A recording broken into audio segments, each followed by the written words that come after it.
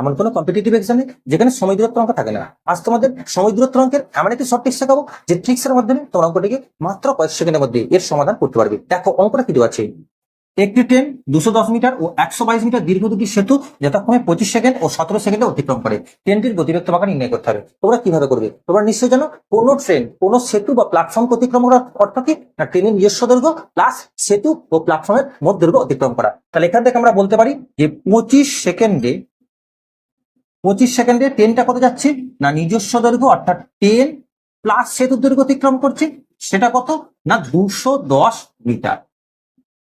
আবার দেখো 17 সেকেন্ডে ট্রেনটা কত যাচ্ছে না 17 সেকেন্ডে ট্রেনটা যাচ্ছে তার নিজস্ব দৈর্ঘ্য প্লাস আরেকটা সেতুর দৈর্ঘ্য, সেটা কত না 122 মিটার।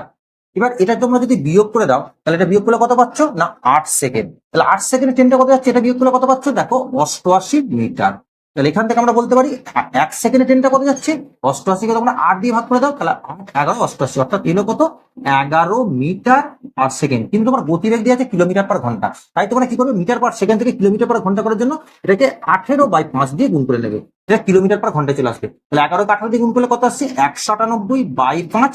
এবার এটা ভাগ করলে তুমি পাবে 39.6 কিমি পার ঘন্টা, যেটা তোমার হচ্ছে অপশন বি এর মধ্যে। তাহলে এই অঙ্কটা তোমরা যদি বুঝতে পারো তাহলে এই অঙ্কের উত্তর কত হবে তোমার উত্তর কমেন্ট বক্সে জানাও।